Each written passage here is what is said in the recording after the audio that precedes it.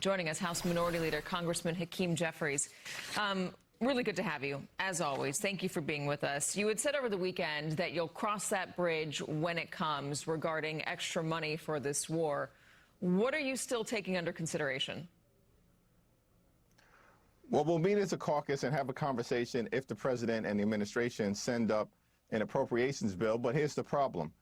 Donald Trump has entered into this war of choice. They're spending billions of dollars in the Middle East, have zero interest, these extremists, in actually trying to lower the high cost of living for the people of this country. In terms of this war of choice, Donald Trump has no clear plan of action. There's no discernible objectives. They shift every day. And there's no exit strategy to get us out of a conflict when Donald Trump promised as a candidate not to get us into this type of potentially endless war in the Middle East. So it sounds like you would vote no to give him more money to keep doing this if there's no clear objective and he doesn't know what he's doing. Well, that certainly is the presumption, but I don't want to get out ahead of the caucus when we have that conversation. It's all theoretical right now. What is occurring is that there's this ongoing war.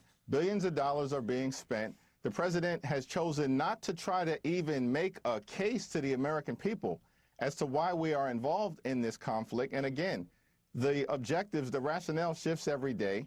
One day it's regime change. The next day it's because we've got to stop Iran, who apparently the president was claiming was on the brink of nuclear weapon capability, when just a few months ago he claimed that the nuclear program had been completely and totally obliterated. There's no evidence that the administration has presented to suggest that there was an imminent threat to either the American people at home or our interests in the Middle East.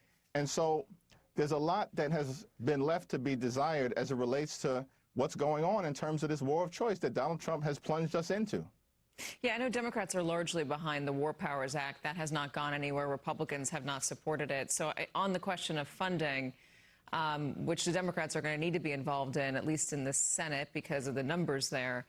On the question of funding, it seems like that is a moment for Democrats to make a stand on this war. So if you are, and I know you have to go to your conference, but I wonder what are still the open concerns about not giving additional funding to the Pentagon while we're in the middle of this? What are the pros and cons, essentially?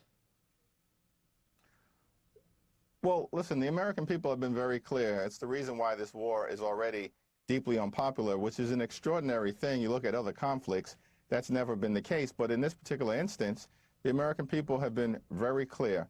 We're in the middle of an affordability crisis. I know Donald Trump denies that it exists. In fact, he thinks that the most important thing that Republicans should focus on right now is voter suppression legislation.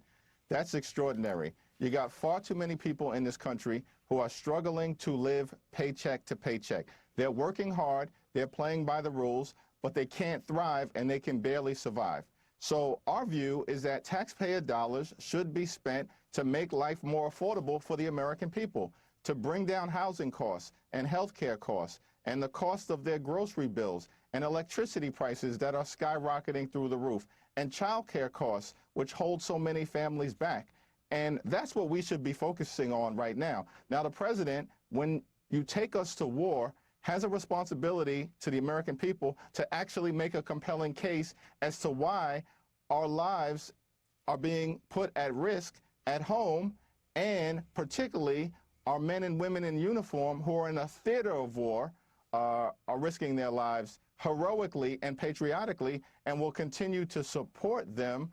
But the president owes the country a justification and a rationale, and that's been non-existent. Yeah, so I guess we're going to wait and see what happens when and if he does come for more money. On the question of affordability, I wonder, do you have legislative plans already laid out for if the Democrats are able to retake the House, maybe even the Senate come November? Do you guys have a clear agenda for what you want to start with in order to get this affordability crisis in hand? Well, our top line focus clearly has to be to drive down the high cost of living. One, with respect to housing, I think we need to build more housing in order to make sure that we can drop costs so that everyday Americans can afford to both pay their rent. We can bring down the cost of rent by increasing the supply dramatically.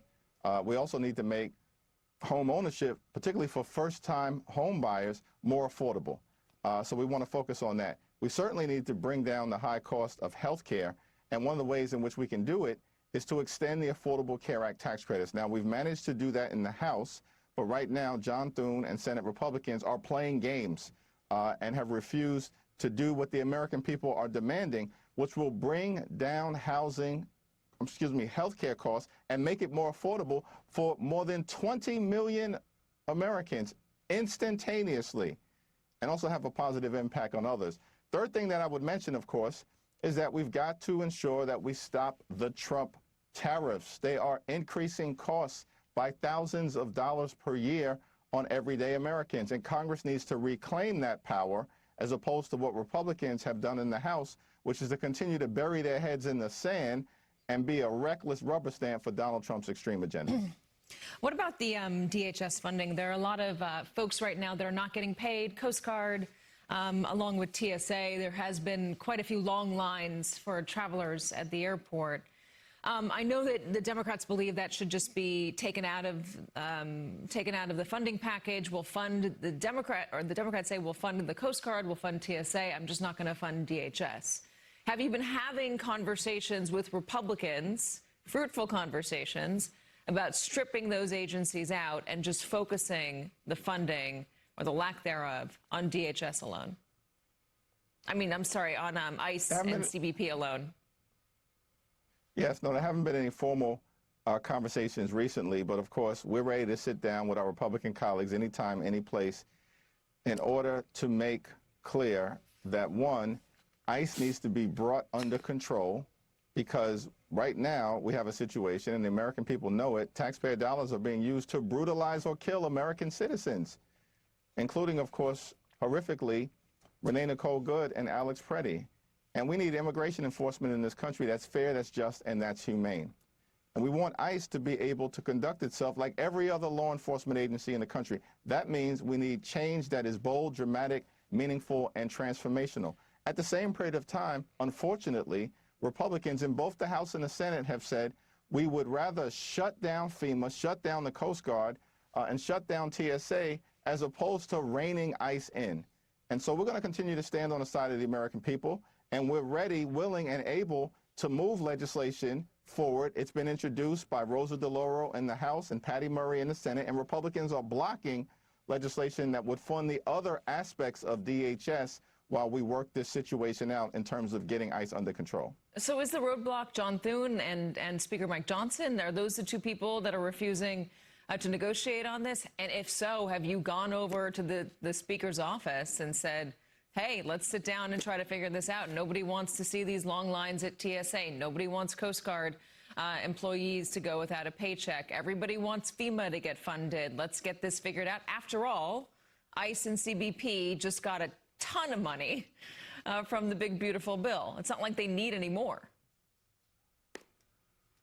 Yeah, what we need to see happen are the type of changes like requiring ICE to get judicial warrants before they can rip everyday Americans out of their homes. Make sure that there are independent investigations by state and local officials when ICE agents violate the law so they can be held criminally accountable. We would need to protect sensitive locations from being targeted by ICE, from law-abiding immigrant families being targeted, of course, in places like schools and hospitals, houses of worship, and certainly polling sites, which is part of Donald Trump's voter suppression scheme. There's a whole list of things that can be done, that need to be done in order to get ICE under control. And I've made that clear repeatedly to Mike Johnson, as Leader Schumer has done with John Thune. Unfortunately, it appears that House and Senate Republicans haven't been given the green light from Donald Trump. That's their boss. That's who they work for, unfortunately, not the American people, to actually sit down and negotiate in good faith.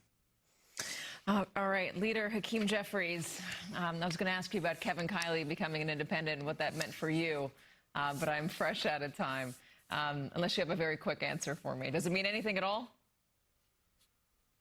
Well, he's got to explain himself to his voters, including his vote on the one big ugly bill, so right now it doesn't mean much.